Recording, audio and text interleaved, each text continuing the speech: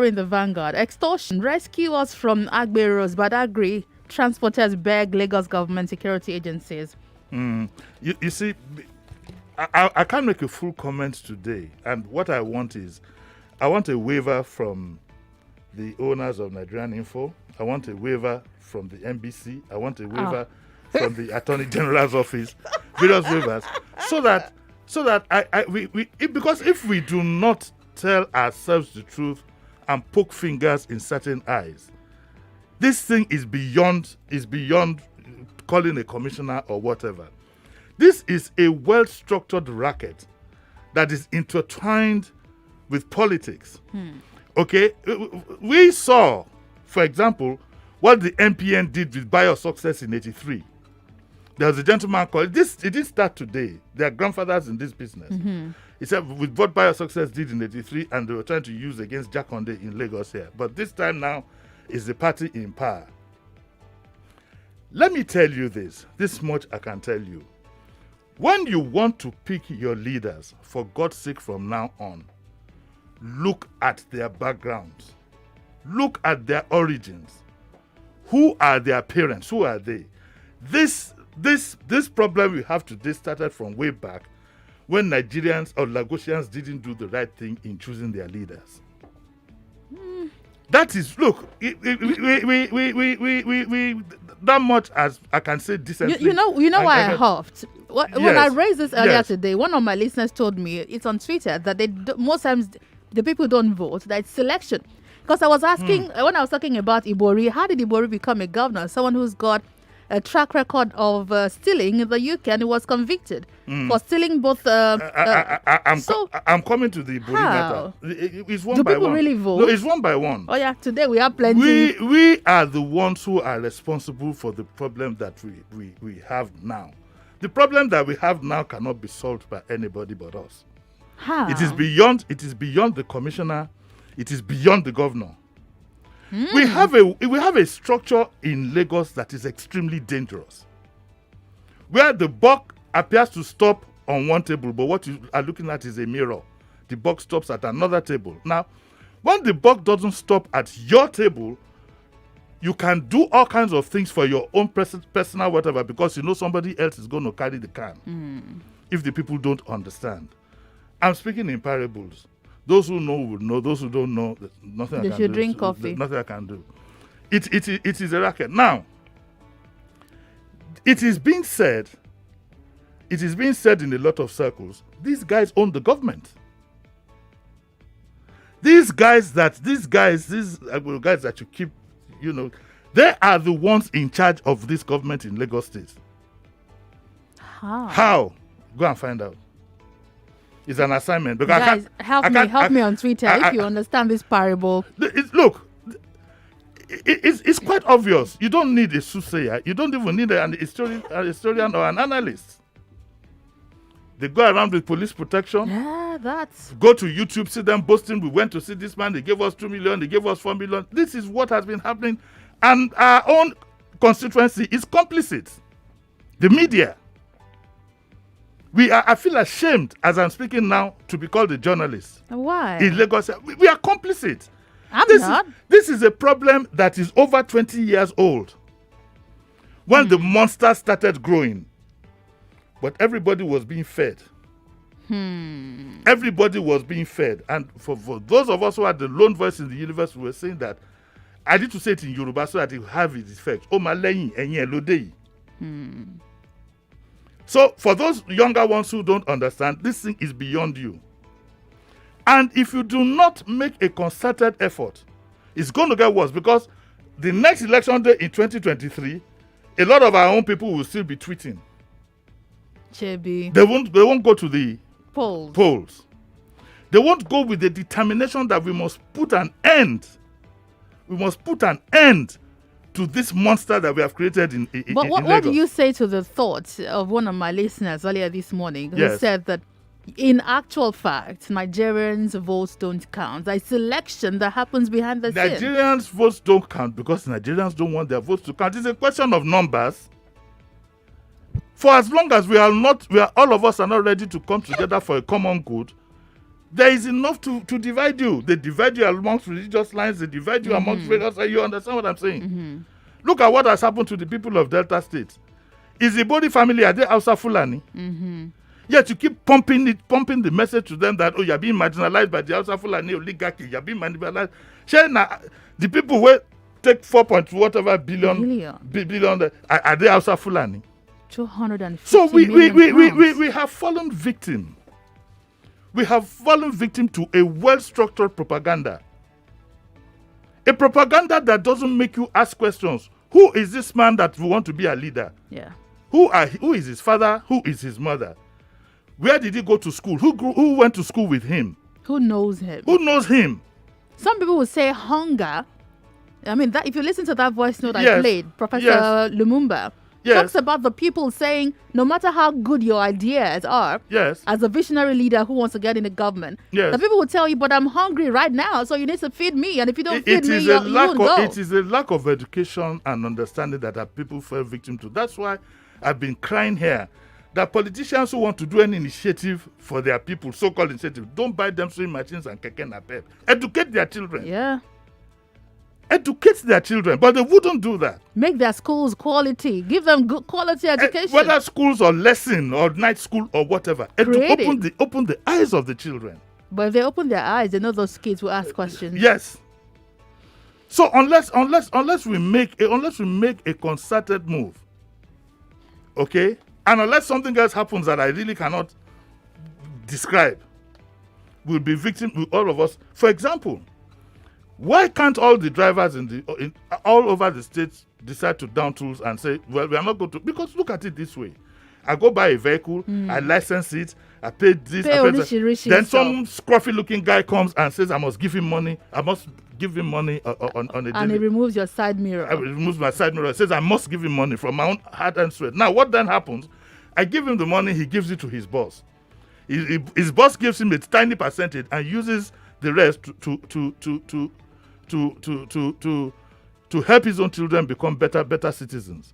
These boys on the streets. You should ask yourself, your Oga who has his own kids, your Oga who late in the night goes to an elitist area to go and sleep and enjoy all the good things of life, why doesn't he bring his own children to come to the streets? Good question. These boys, they need to think. They use you as troops, jumping up and down, knifing yourselves in Obalende, whatever, and these people live comfortably. It's a big racket. It's a lot of money. Let's talk about some more money. You know, we have some very fat stories on the table today. 4.2 million pounds. So while the show was going on this morning, you know, I said to my listeners, let me even refresh my memory on this Ibori issue. So I started reading up on it. It's still open here. I was reading an article from the BBC, and they traced back. I mean, see it here. Ibori was convicted in the UK before this case. Yes. In 1991, it was for stealing, together with his wife, who worked as a cashier at one store somewhere. He was found guilty in 1992 for being in possession of a stolen credit card and using it fraudulently to withdraw a little over $1,500. My question is, with all of this, how did he become governor? To now have opportunity to steal this money in 8 years. How is it different from the scenario I painted now? Exactly. You don't do background checks on people. Even if it becomes public knowledge who they are, what their origins are, you don't care. You don't care. Now you have at least, I've been to parties where I've seen people like me greeting the other person and saying, "Tualesa." You not pick up all these nonsense habits. And look, guess what? Look at what happened. You saw the story, you didn't read the little bit. You miss it here. It says, the Ogara development, Ibori is from Ogara, I've been there, nice place. The Ogara has called on the federal government to demand for the refund of £6.8 million and accruing interest since 2012 and not the 4.2. Why do they say so? The union said in a statement by General Secretary, Sunday, Afodofo, it says, listen to this, quoted, "We stand squarely with our son in maintaining his innocence." This is the man's son. Wait, calm down. Yes, unfortunately, I can't touch you, but just calm down. If it was Sheriff, I'd have patted him. But it says, "We stand squarely with our son in maintaining his innocence." This is somebody who has been found guilty by a court of law. And so, without conceding that he was guilty as charged, and specifying that the forfeited houses were not bought with illicit funds, we nevertheless call on Nigeria to insist that the full worth of the 3 buildings seized through a court order be repatriated to Nigeria. The next issue here, because we don't have time, is this 4.2 million, who should it be given to? I would have thought by simple reasoning, the money belongs to Delta State. Mm-hmm. And therefore, my thinking is in line with the money being returned to Delta State. Fair is fair. But there's a problem. Outside the law, there's a political problem. And the political problem is this. The thinking in certain circles is, this man is still powerful and is still quote and unquote installing governors. So the fear is that if you give this money to the state, it would find its way back into where it came from. That is the thinking in the air. So I feel like going so home. if you can legally deny Delta State of the funds, why don't you invest all the money in Delta State for their good? Because it's their money. Someone said, I mean, that's what it's their money. I agree with them. Federal government projects in Delta State. Yes. Why would you spend Delta State money on Lagos Ibadan Expressway, Abuja Kano Road, and Second Niger Bridge? Didn't we have money budgeted for Lagos Ibadan Expressway already? That's the part. It is the money belongs to Delta State. Give them their money. If they look, as far as I'm concerned, if I were the president, I'd send it off to them. If they want to return it to the gentleman, so be it. But every whatever they say has its day. It is judgment time now. People are now seeing the results of so these people now. You can now see after 4.2 million pounds. You now turn around and tell these people that it's the Hausa Fulani people that are this thing. But some people are still saying that they don't believe they're still saying they're standing by their son. Who even accepted in court that he was guilty? What's going on? You should know. That Georgia Cafe historian here. Before I have a headache this morning. Let's hear this next one from the Punch. I want to go home. You want to go home. I want to go home. This is so distressing. Arrested OPC. So when I saw this story, arrested OPC members regain freedom. The police said they did not arrest them. No. That part doesn't even bother me. You know, the funny thing about when I do this program is, as soon as I read it, something else occurs to me. What occurs to me is this, and I want to address the OPC members and all other members of militant groups. Before you don the attire and get equipped by these unions, know where you stand under the law. Right. That's where I'm going. I forget I know we all know the games their leaders are playing to a large extent. These guys are wise cats. Even with the OPC, you have the same old problem. Monkey they walk, baboon they chop. But that's them if you want to be part of that. So, but to the OPC members and other people who follow these various militant groups or whatever you might call them, know your standing on the law because a lot of them don't know. What if, for example, this Wakili man had died in their hands? Don't they think that they'll be charged for murder? Because under what law did you arrest these people? I'm talking about the law now. Yeah. The people, they need to understand all this. And it took the intervention of the governor, Seyi Makinde, and the Ààrẹ Ọ̀nà Kakanfò, Gani Adams himself, to get these gentlemen freed. And by the way, they are freed on bail. On bail. On bail. What's their crime again? They could. It doesn't say specifically, but they could be charged for abduction. They could be charged for anything. Because see, if you don't have the backing of the law, this is my message to them. I'm not saying don't be a member of the OPC, but talk to somebody who knows first before you carry that cutlass and know your limitations and this one. Know your limitations as an individual, so that a lawyer can defend your case in court. Yes, and you can go back home safely. And know whether you're ready to do the time before you do the crime. Let us pay some bills. Okay, that's just fair. So we can also. That was very important. We'll be back after this, Nigeria.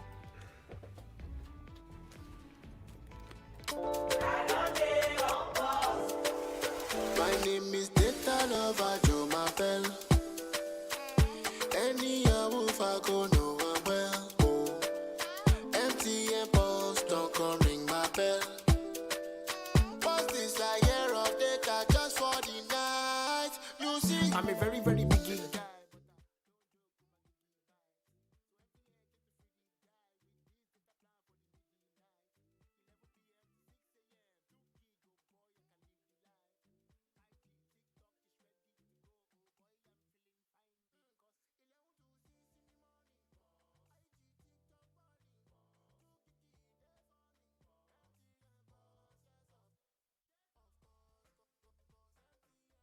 MTN falls, do you.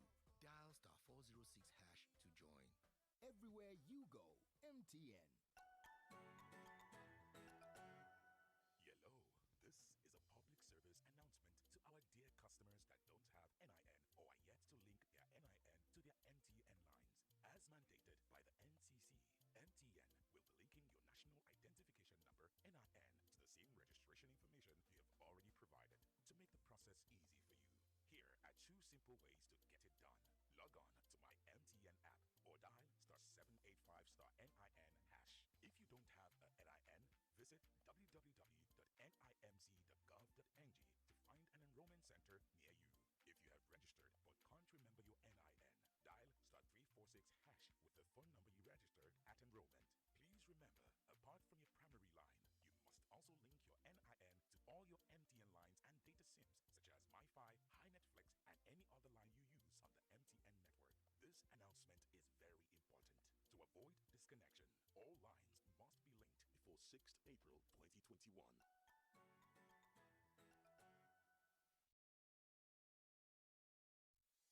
Dailies today on 99.3 Nigeria Info.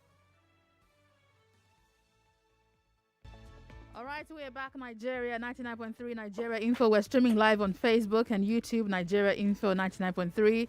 Use the hashtag Nigeria Info MCF in your comments. Let me take some of them. Kunle Olorode says, do you remember that if the case were done in Nigeria, Ibori will be, and the state and people claiming the money was taken by their son? Your statement is not complete. Femi the Great Pundit, Wemimo, if we put 1 and 2 together, we will all know who owns the government in Lagos, who is the head of the NURTW in Lagos, who are its bosses and affiliates, where does their allegiance lie? Surely the people who lead the government in Lagos and they are installed, he said, no name said. And who the Grand Patron is. Kuzu says, Uncle Jimmy, these boys will not listen to you. Marijuana and narcotics have eaten up a huge part of their brains like cancer-infested tissue. No lies there. It's just sad. General Olutoye says, I believe Delta doesn't even deserve to get the money in the first place. And as for the projects Uncle Jimmy mentioned, they were budgeted to be funded by repatriated funds, and Ibori's fund is part of the repatriated fund. No, but the money belongs to Delta State government. Yeah.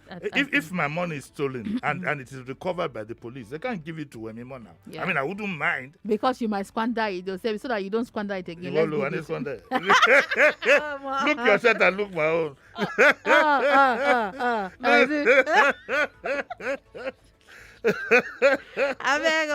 I just have a B says returning the money to a coerced Delta State is like giving it to Ibori. The federal government must invest the money in Delta State projects like the deplorable Bini Wari and Sapale Agbo Federal Road. I mean, fair is fair. Yeah, fair is fair. Don't forget that this was money that was taken from the coffers of Delta State. Yeah, it was. So it must be used for their own good. Must be used for their own good. Tokumbo Olabosipo says NURTW is under NLC. There is nothing Jimi can do. You can only talk here. It says be specific and mention Tinubu's name. Okay. Bimbola Akoshile says Agberos have godfathers. Surely stop, shame the godfathers, and then you can stop the Agberos. Simple. I need what did I say? I need a waiver. Write a letter. Write the letter first. I need a waiver. I'm not around. Adeleke Miracle says you must fight off this menace called Agbero created by politicians. Let me see another one. Charles Umubong says, Uncle Jimmy, you have nailed it concerning the NURTW.